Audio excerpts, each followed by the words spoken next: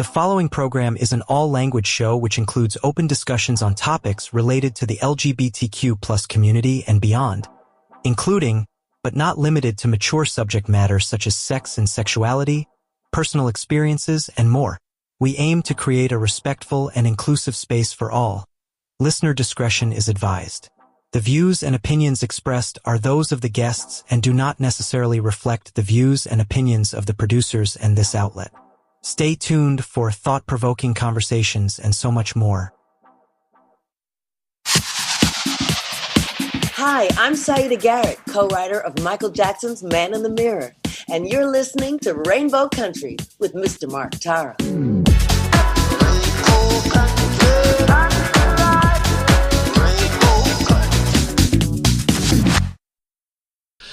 Today on Rainbow Country, Donna Summer, Cats Without Claws. That and more in episode 447, so stay tuned. The Gay Talk Radio right here on Rainbow Country. Hi, this is Emily Saliers from Indigo Girls. Hey everyone, this is Chris Harder, porn star, burlesque performer, and the creator of Porn to Be a Star. You're listening to Rainbow Country with Mark Tara.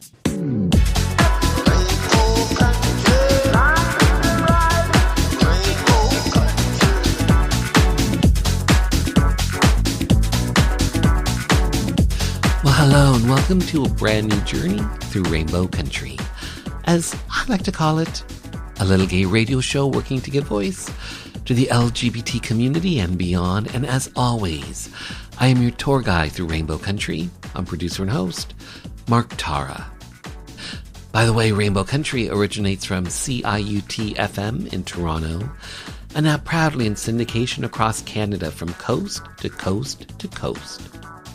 The Yukon, British Columbia, Saskatchewan, Manitoba, the east coast of Canada in Newfoundland, Ontario, even down to Buffalo, New York, and online.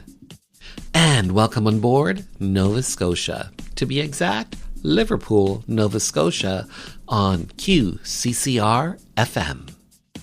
Well, thanks to you tuning in, streaming, downloading, but ultimately listening.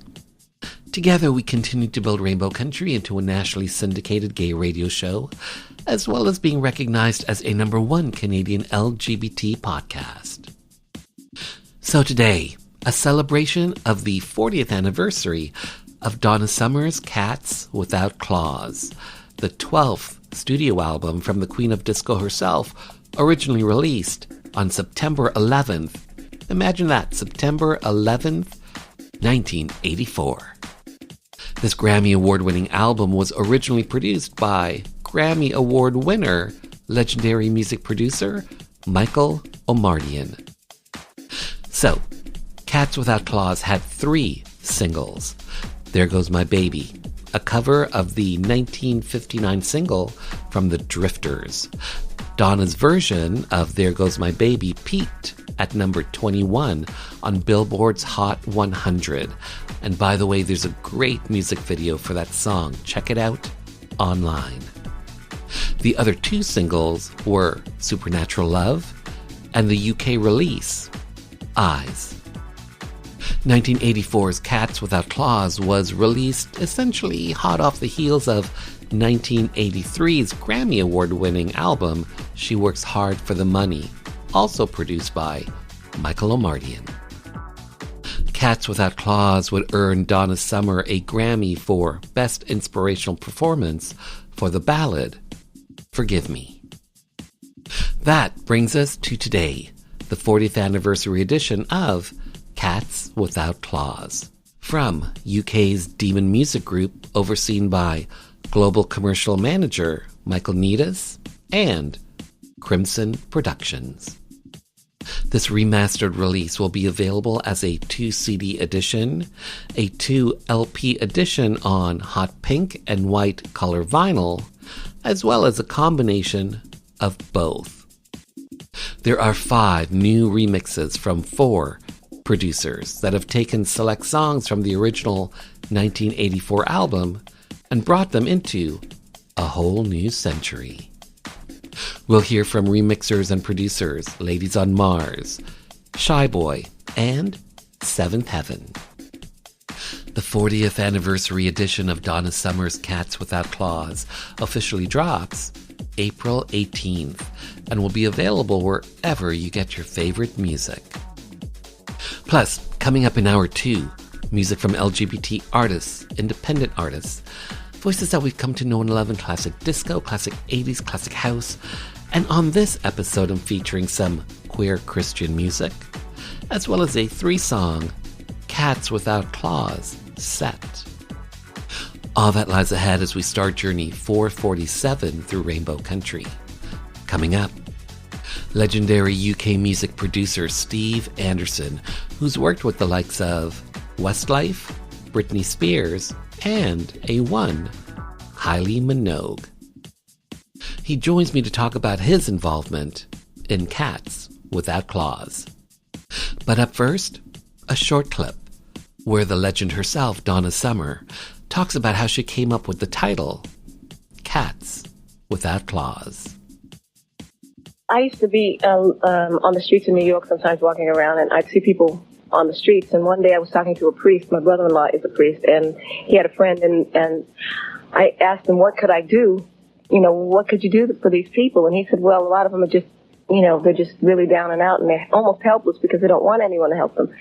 And so I said to him, I said, well, there's got to be something that we can do. And he said, well, you know, they're just cats without claws. And I thought it was a great title, so I stole the title.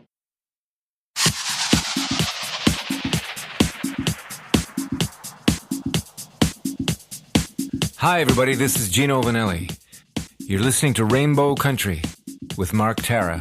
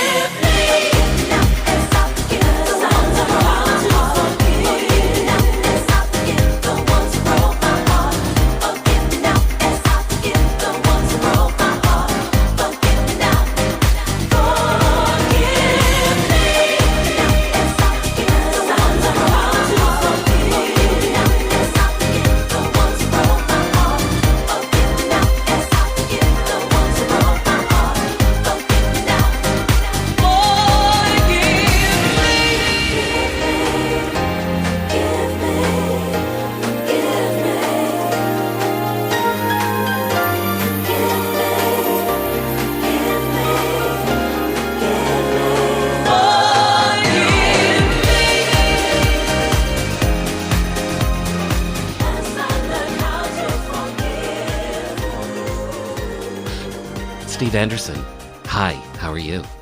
I'm good, Mark. How are you? I am well. I'm even better now that you are here. So thank you for being here, especially to talk about your involvement in Donna Summer's Cats Without Claws, the 40th anniversary edition.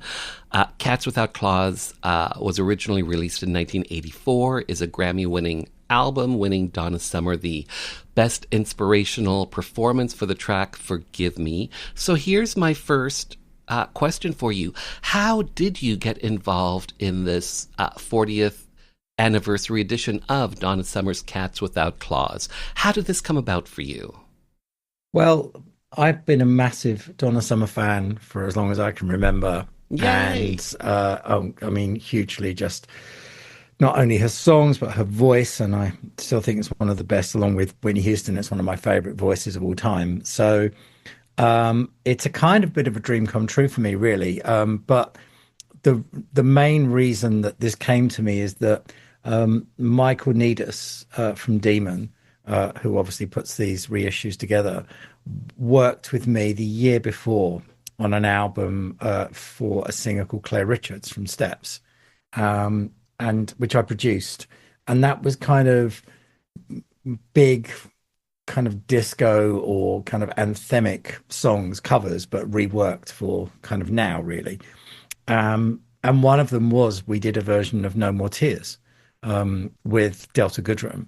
And I sort of, which I do, I love the original anyway. And but I'd heard so many covers of it where they'd just done it like the original. I wanted to change it up a bit. And it was a risk because obviously it's a beloved song and a beloved version. But amazingly, Bruce Sedano had heard it and loved it. And I think between that and me working with Michael, they thought when it came to Cats Without Claws, they thought maybe I would be a good person to be involved in the remixing. So Michael called me and kind of said, listen, do you want to do this and, do a remix, and you can take your pick of the album. And I then listened to the album, re-listened to the album, because it's not one that I remember as well as some of the other albums.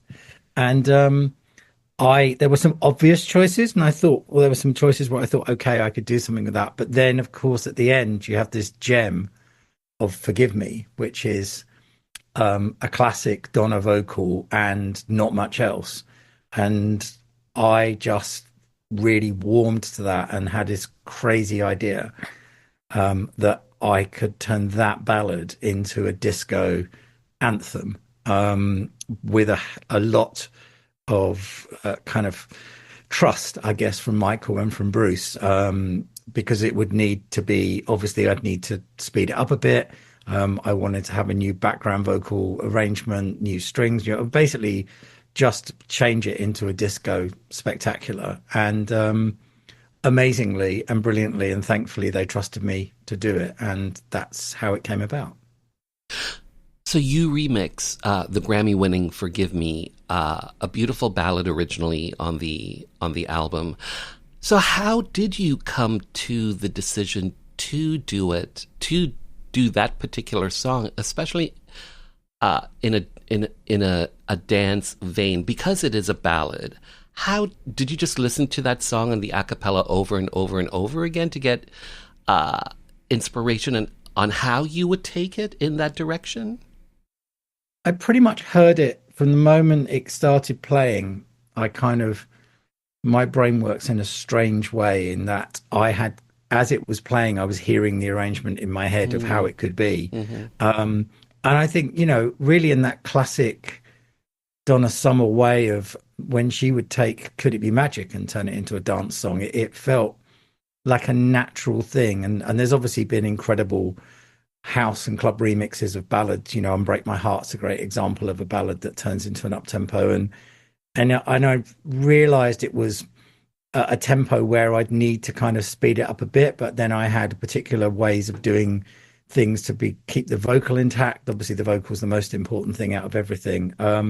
But as I was listening to it, was sort of converting it in my head into how it would turn into that. But ultimately, going back to what I said, ultimately I was only doing to it what Donna Summer had done and her team had done before, when they'd made things like Last Dance start as a ballad and Could It Be Magic started as a ballad. And it's just doing a classic disco version of a ballad, which is what Donna Summer was kind of known for. So this song is a beautifully done ballad. It's a Grammy-winning song. Were you nervous or apprehensive at all about taking a Grammy-winning ballad and essentially discofying it, for lack of better words? Were you nervous or apprehensive at all? I was, because I have such a huge respect for her as an artist, and I knew that it had to get past many people, including Bruce. So it Bruce was Sedano, her husband. Yeah, exactly. And the label and everything. So I did, but I've been lucky enough over the many, many years that I've been doing this to have remixed and worked on sort of lots of songs from lots of different genres and reworking them. So I kind of felt I had it. I knew I wanted... Like you had a template, so to speak. In my head, yeah, I kind of knew what I wanted to sound like. I knew I wanted my friend and artist, Terry Ronald, who's a great producer and background vocal arranger. I knew I wanted a new background arrangement on it, and I knew that would help, because obviously on the original, there's just Donna's voice and a piano. So it needed that. So I knew I needed to record that. I knew how I wanted to kind of structure it. And yeah, very nervous because I don't want to do a bad job, especially as kind of this is the one I've been leading up to. I'd never worked on anything by Donna Summer before, and it was too important to get wrong. So yes, quite nervous about it, but I had a kind of assurance in my head that I knew the world it could live in, and they were very gracious in letting me do that. So you just mentioned creating some new background vocals, whether you want to call it a chorus B or a chant or whatever. It's brilliant. Absolutely brilliant. How did that come about? Well, that is all the creation of Terry Ronald. So I've worked with Terry for many years, and he's another huge Donna Summer fan. And, you know, the day that I called him and said, do you want to do some background arrangements for Donna Summer? He, you know, nearly sort of fell off his chair, but because he's a huge disco fan as well. So we always knew that we wanted that gospel kind of section in the chorus. But then because it's such a short song, it needed a B section. And so I just put down some bass, some chords as you'll hear them, the instrumental stuff in the background of that. And I just said to Terry, can you just think of something, a kind of Donna-esque background riff that was in keeping, and that's what he came up with. So how long did that take to create that new section essentially? Was it just not too long. I mean, we were in, so there was two of our incredible backing singers that I work with a lot, and that they were in, and we put down everything else, and then we had this middle section, and then yeah, we just it's the usual thing. You put down the basic, you know, the kind of forgive me now as I forget that thing. And then you just add a harmony and add another harmony and add another harmony. And before you know it, you're there. So that's Adatone Oula and Bianca Claxton, who were doing the backing vocals on that. And again, you know, having the best time of their life. And the whole day was just, everyone was in a disco. It was fantastic. And that really shines in the extended version, the long version of the song. Yeah, I love doing those. I mean, it kind of goes back to my Brothers in Rhythm days, I suppose, when we were doing remixes. But and on this, I'm allowed to do a whole bunch of stuff on this. You know, there's pianos and strings, and obviously I play everything as well. So there's a joy to it, and I think just the idea of remixing Donna Summer, I wanted to just show off all of the bits I can do as much as possible. So yeah, but the main thing was the vocal. It had to work, and it couldn't, even though I was speeding it up a bit. I worked really, really hard on making sure that all of her vibrato stayed the same, and it didn't sound awkward or it didn't sound weird. I wanted it to sound as authentic and honest as possible. Random question. You mentioned at the beginning of our interview that you're a fan. You like Donna Summer. You love Donna Summer. Have you ever met her? No, absolutely no. I haven't at all. And I suppose it was. I mean, at her height, I was probably kind of young, but I think I might have seen around the time of the Stock Aitken and Waterman record was kind of the time that I was at that point where I could have, I might have been able to see her around and stuff. But no, I never got the opportunity to meet her, no. Okay, so whether it's being a music supervisor for a music theater show like Becoming Nancy, or it's writing hit songs for the likes of a Kylie Minogue, or it's remixing tracks, or in this case, a particular track for an iconic artist like Donna Summer. Here's my last question for you, Steve Anderson. It's simply this. What do you hope your audiences come away with after they've experienced the artistry of Steve Anderson? What do you hope your audiences come away with after experiencing you? And all that you entail. Well, I mean,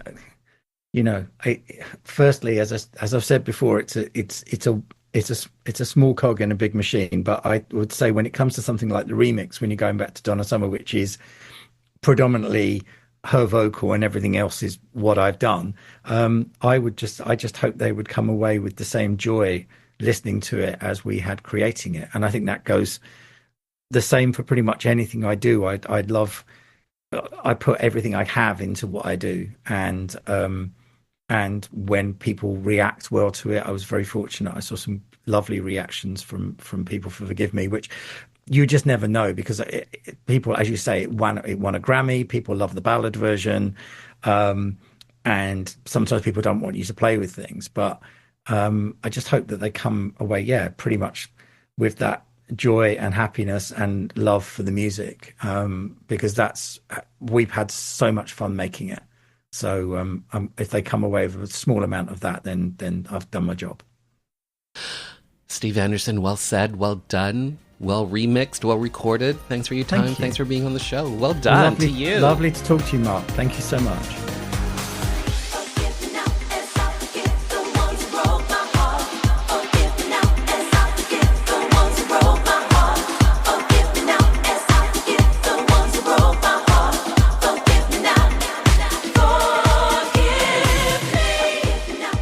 That was my edited interview with legendary music producer Steve Anderson.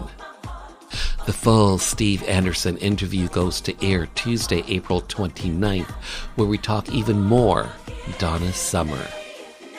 For all things Steve Anderson, simply visit steveandersonproducer.com. When I return, we'll hear from UK remixer and producer John Dixon from Seventh Heaven, and Argentina's very own remixer, producer, and artist, Ladies on Mars. Plus, we'll hear a short clip from the 1983 talk show, Thick of the Night, with Alan Thicke. Remember Alan Thicke? This clip is where Alan catches up with producer Michael Amardian and Donna Summer in studio during the recording of Cats Without Claws. That up next.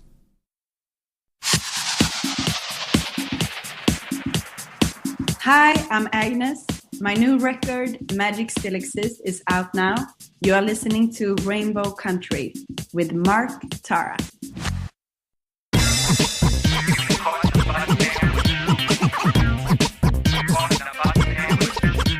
This is gay hip-hop artist, the Mangfather Bob Katz. An artist friend of mine recommended that I check out Mark Tara's Rainbow Country years ago, and I've been enjoying it ever since. Mark's excellent interviews highlight all aspects of the LGBTQ community, and he's not afraid to ask the difficult questions that other hosts avoid. And I love the music that Mark plays on Rainbow Country each week, especially when he plays my music. But seriously, Mark Tara has been such a supporter of my music and has turned me on to so many great LGBTQ artists that I'd never heard of before. I'm so grateful to Mark Tara's Rainbow Country.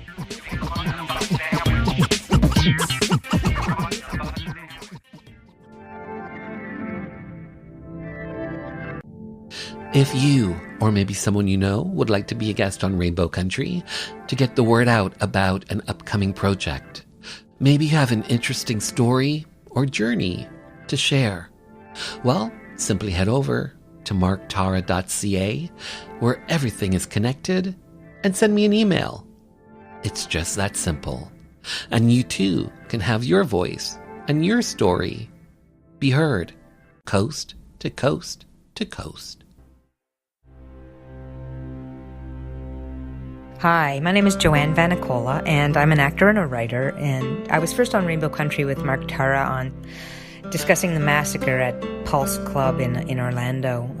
I realized how important it was for our community to have a radio station, specifically for our issues, to talk about people in the LGBTQ community and to provide an outlet for our stories, to discuss our politics, culture, and give voice to the issues that matter to us, and of course our artists and the things that we do globally, and let's talk about culture. And without people like Mark Tara providing a space for this with a radio show like this, then we wouldn't have that voice. So support, tune in.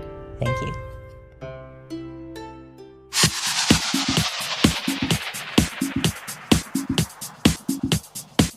I'm Billy Newton Davis, and we're sitting here on Rainbow Country with the fabulous Mark Tara. Hi, it's me, Alan. No, I didn't. Well, I got your message that you would be busy recording and it was going late, but we were able to get over here and handle any talk show emergency. Brought my own chair. Hi, Michael O'Mardian, who is Donna's producer, and Michael, a great producer, a genius. Some of the people you've recorded with. Well, I just finished a Rod Stewart project and Christopher Cross, of course, Donna, my favorite. Spoken like a proud papa. Wait a second, we have all the equipment here. It is so good of you to pardon me. I know that I haven't seen you for a while. I'm in the middle of recording. I know. It costs money. Donna Summer, spending money here and recording live, and what a moment this is of recording history. This place, by the way, too, the walls are alive with recording history. Some of the people who record here, the Beach Boys, have made hits here. Linda Ronstadt, who else? Mamas and the Turtles. And the Turtles? Yeah, Fifth Dimension. Great. So, and now you're making more hits. Donna Summer, more platinum stuff. Going, I have a record going styrofoam now.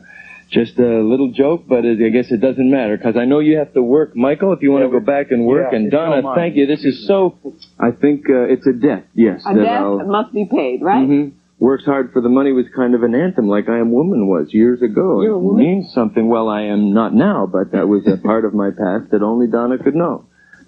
What are some of the things you're dealing with in the new record?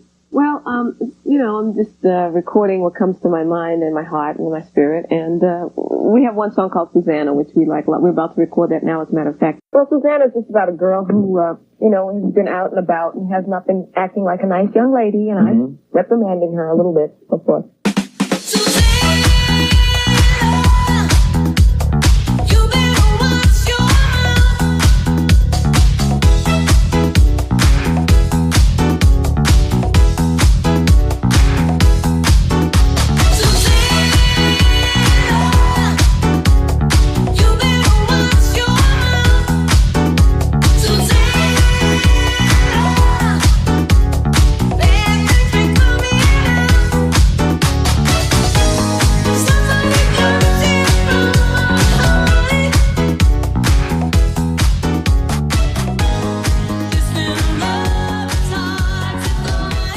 Ladies on Mars, Jonathan Braverman. Hi, hello, how are you?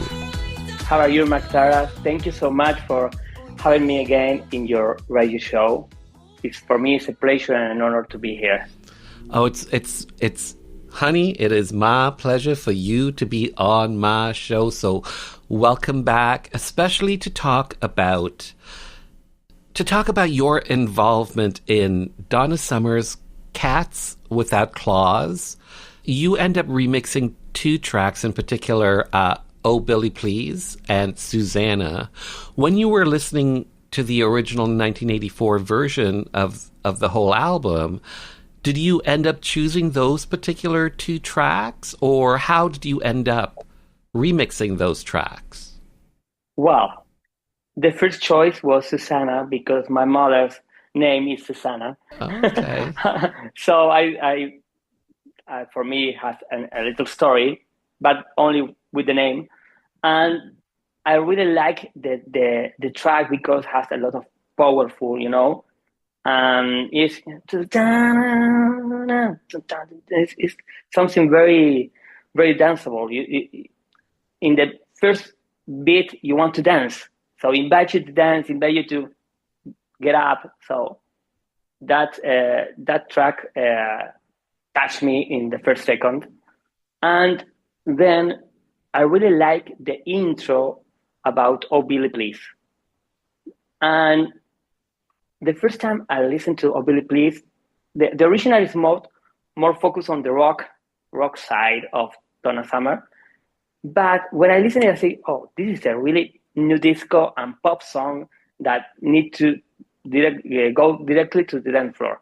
So in the same time, I think I need to remix this track and make a new direction, more focus on the new disco and the clubs, but not the techno, not the house, because I don't want to lose the original vibes of the track. My style is not to change radically the track, because I don't feel that way. If the producer and the musicians make something, I think the producer or remixer that has to make a new version has to be inspired by what the original producer and musicians did. So I try to take that and transform in a new sound, more modern, and take it to a new level. And working on these two particular tracks, how long did it take for you to do that, to remix them? Depends. If I'm inspired, maybe in one day I can have it. But I need more days to make the arrangement, the final arrangement, the perfect mix, But maybe the idea comes in one day. So, in regards to your particular remixes on those particular tracks, Oh Billy Please and Susanna, here in 2025, compared to the original versions from 1984, how would you say they differ? Wow. For me, both tracks are more powerful for me, I think, have more power than the original. And I think are... Do you think that they have more of a distinct style in 2025, like more... Yes, of course. Yes, and the bass lines are more in the front. And I think I'm trying every year to evolve my sound. And as you can see, I have a lot of synthesizers, and I'm trying to use more hardware and not too much software now. So I'm every year I'm trying to make a different mix, use a little different sound, but without losing my style, So I want to do something different from what I did in the other album of I'm a Rainbow, Recover and Recolor. But at the same time, I don't want to lose the style of Ladies on Mars. So, it's... So you want to put your own distinct stamp on whatever it is that you're working on? Yes. I have to say, Ladies on Mars, Jonathan Braverman, well said, well done, well made, well produced, well remixed. Thanks for your time. Thanks for being on the show. Thanks to you, and I hope to see you again.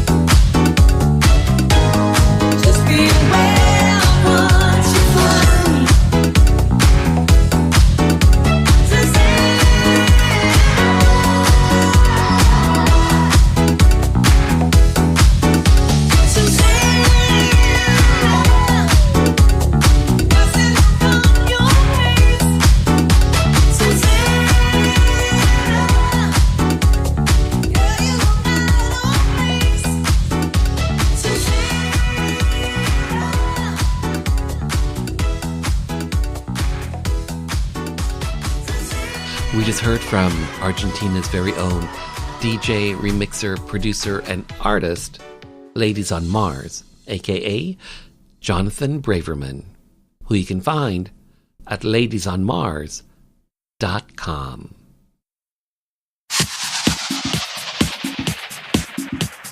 Hi, this is Michael Anthony Alago, music executive, photographer, author, and you are listening to Rainbow Country with Mark Tara.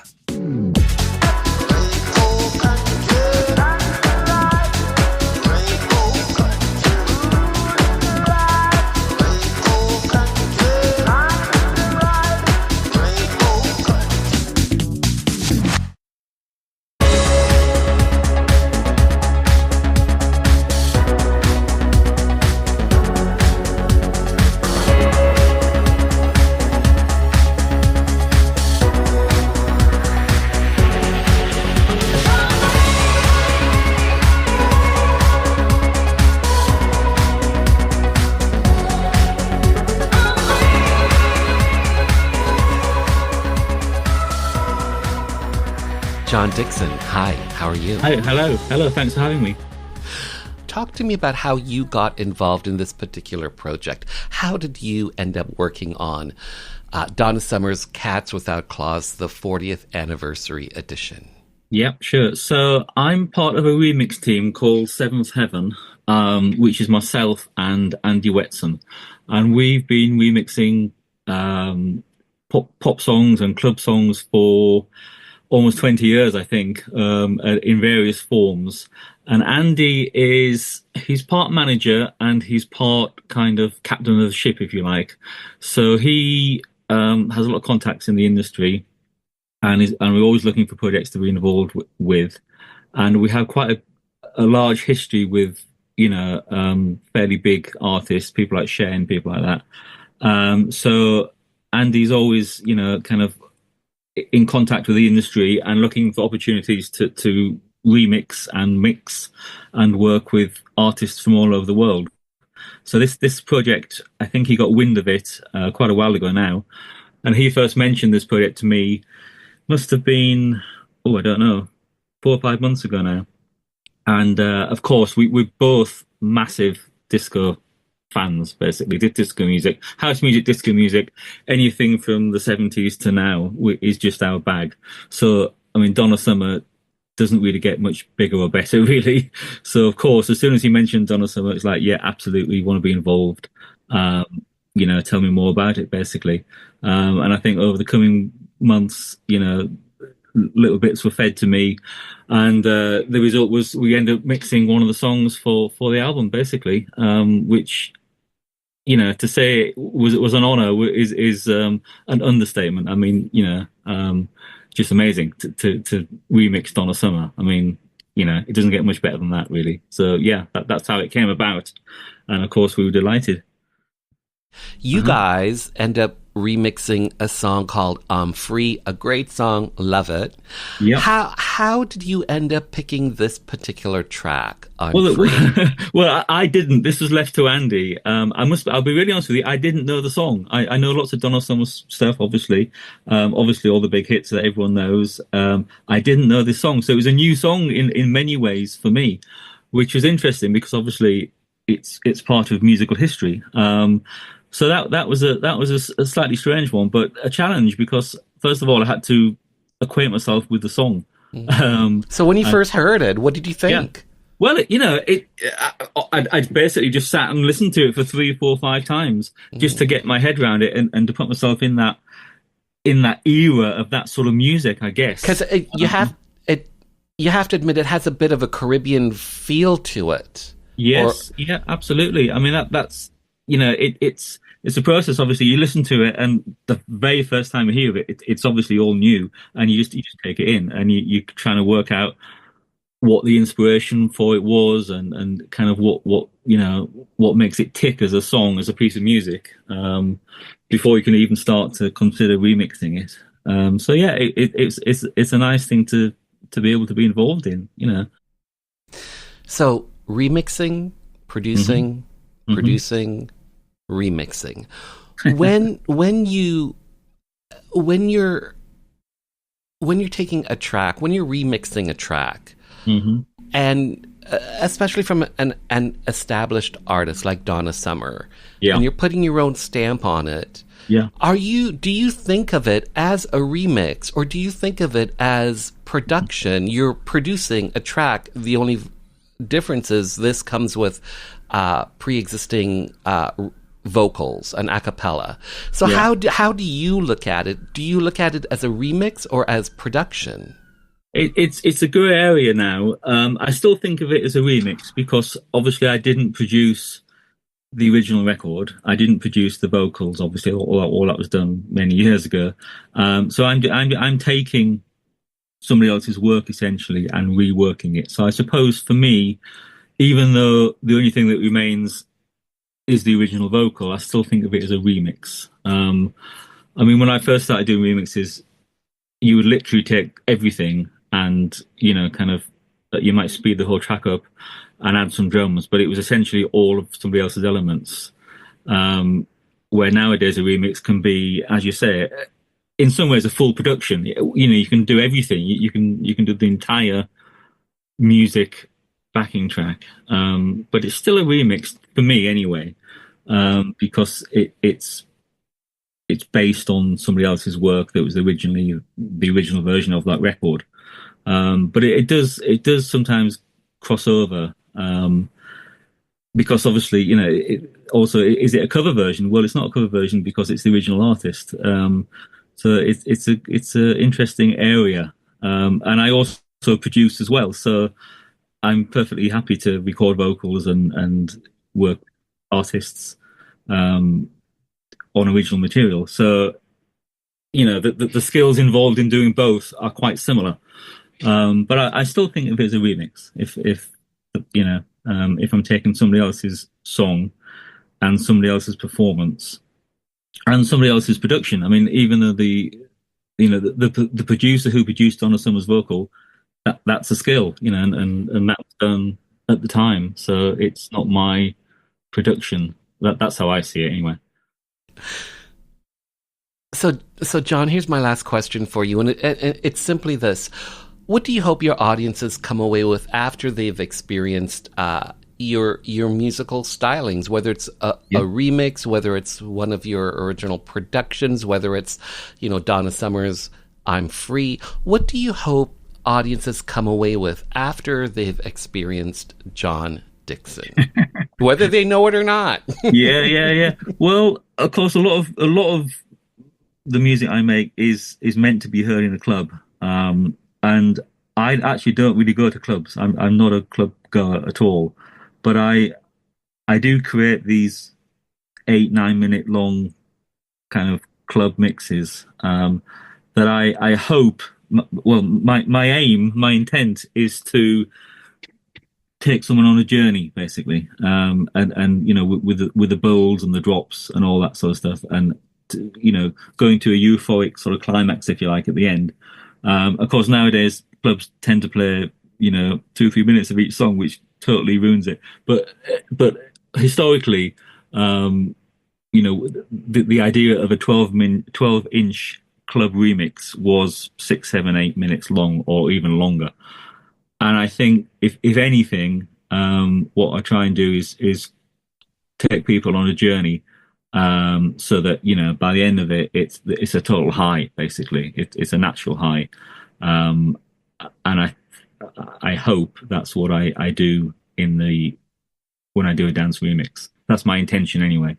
Yeah, so that I think that, you know, to take someone on a journey from nothing to 6-7 minutes later with a great song, hopefully good production, and you want to dance. Obviously, it's dance music, so it's got to make you want to dance.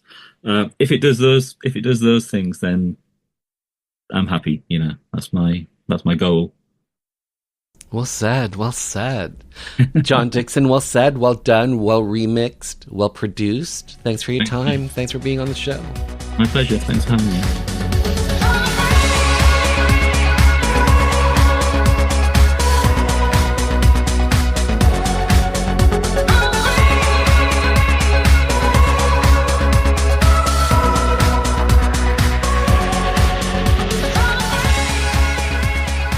Heard from British musician, engineer, producer John Dixon from Seventh Heaven, who you can find at 7hproductions.com. When I return, remixer and producer Shy Boy. Up next, a clip from 1984 where British TV personality Paula Yates talks to Donna Summer about supernatural love. Your records seem to have changed quite a lot because they went from being sexy sort of disco records into things that perhaps were more aware of women's roles and the way women live. Do you think that was a conscious thing? Things like She Works Hard for the Money and Bad Girls and... Well, yeah, I think it was pretty conscious. I've always been very socially aware of what's going on around me. And when I first started writing, I think Giorgio and Pete and, you know, the record company and everything, they had much more control and much more say. But as I became more and more successful, I began to have more say-so in the things that I was doing. And I began to tell that to my producers and that I wanted to sing about those things. And actually, Bad Girls had been recorded, for example, 2 years before they would allow me to release it. And because they didn't think that it was a song for me. Okay, it was the biggest song I ever had as far as, you know. And it was very interesting because it really did a lot to change that image. It sort of gave me a more of a, what is the word, subjective... Well, no, it didn't make me so much the object. It made me sort of the teller, you know, and it sort of removed me a little bit from all of that, which was great. What's supernatural love like? What is it like? Yeah. Do you think it's a sort of meshing now between love songs and religious songs and all sorts? For me? Yeah. Yeah, I think, for me, it's a sort of double-edged meaning now. Absolutely. I think that everything in my life has a double meaning. I mean, I'm just so incredibly conscious of the power of God all the time in my life, constantly. I mean, when I get on a plane, I don't cease to thank God that he's keeping it in the air, you know. I mean, he's everywhere with me. When you travel a lot, you become very dependent on God because there are things that happen that you have no control over, and you hope that you're in his favor.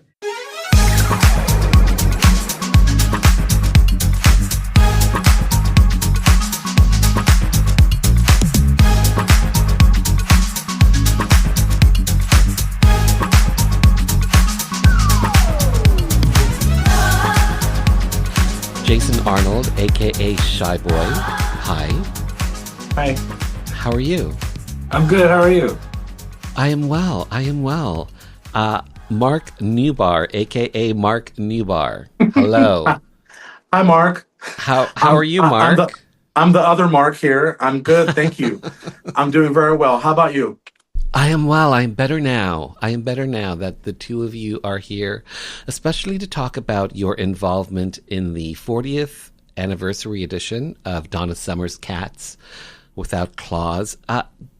Jason Arnold, let's start with yourself and let's find out, building from the ground up, how did you get involved in this particular project? If you can talk to me about that, how you guys got involved in this particular project. Well, I've been a Donna Summer fan since I was very, very little. And then when I started DJing and doing remixes, I just started DJing her stuff and remixing her stuff, bootleg style, of course, at first. And I believe the people in the places of powers that be heard those remixes and wanted me to do something official, which I was more than happy to do. To the point. Okay, so Donna Summer's Cats Without Claws was originally released in 1984. It's a Grammy-winning album, winning Donna Summer the Best Inspirational Performance for the track Forgive Me. You guys remixed the song Supernatural Love. And Mark Newbar, let's get your take on this. How did you guys settle on this particular track, on this particular song, Supernatural Love? Why this track? Well, you know, like Shy Boy here just said, I'm a huge Donna Summer fan ever since I was a little kid. And he's a bigger fan than me, which is very hard to beat. How is that even possible? But yeah, we're both huge fans of Donna's, and I love all of her work. I feel that her 80s stuff, you know, in its moment, really could have been so much more recognized. It's just her voice was just, as always, in top form. And Supernatural Love was a personal favorite of mine from Cats Without Claws. And I remember it was the second single, and there were high hopes for it to be out there on the dance floor and be out there in the zeitgeist. And when we were talking to Michael at the label and putting together the remix, it just seemed to be the natural choice. Also because we're both we're both DJs. We throw dance parties, and Supernatural Love seemed like a natural fit for the dance floor. In today's times, I mean, Donna's music is timeless, but it just felt, we were very excited to remix it. So that's how we landed on it. It just felt like it was the right new disco moment, a rework of a classic of hers.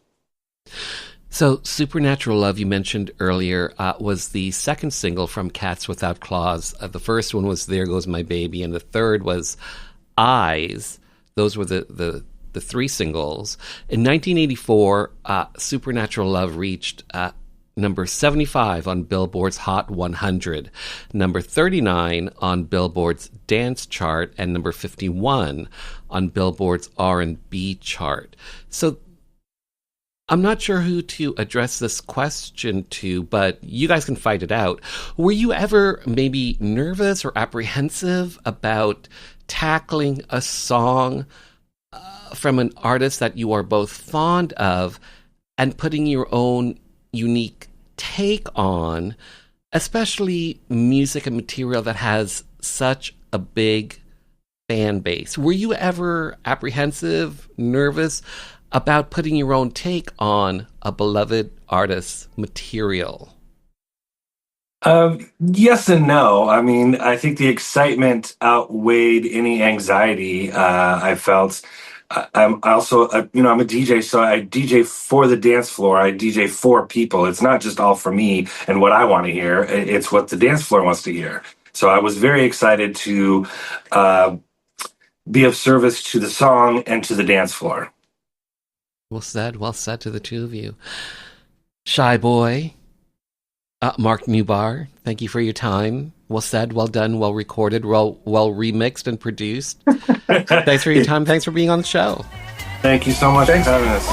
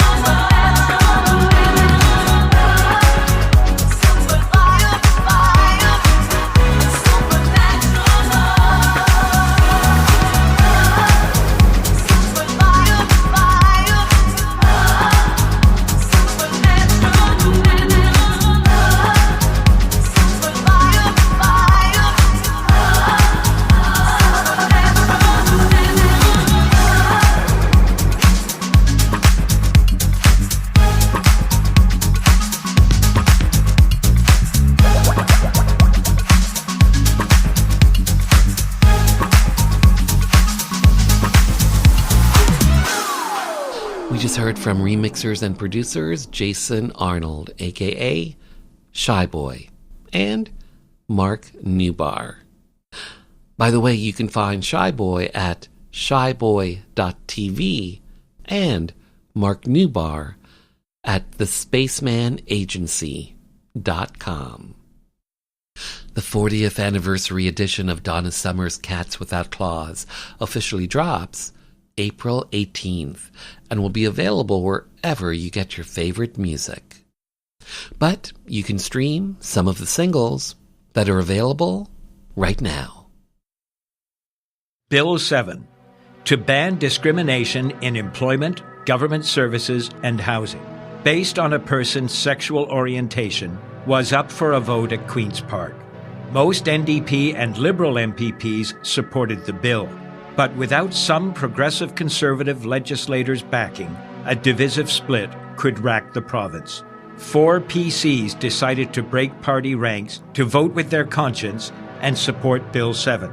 Cabinet Minister and MPP Dennis Timbrell did it to show solidarity for his beloved brother, the well-known drag queen Rusty Ryan.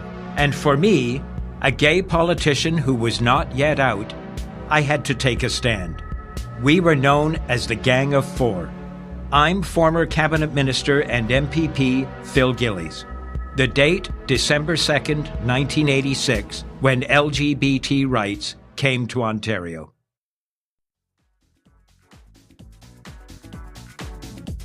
And just like that, this little gay journey through Rainbow Country has come to an end.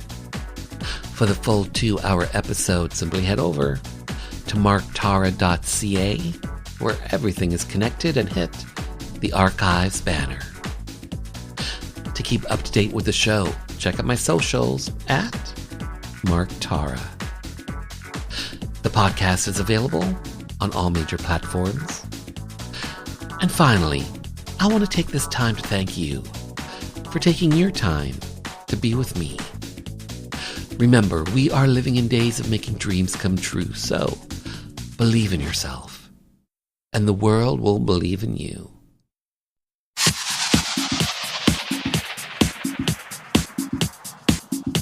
Hi, I'm Gord Depp of the Spoons. You're listening to Rainbow Country with Mark Tara.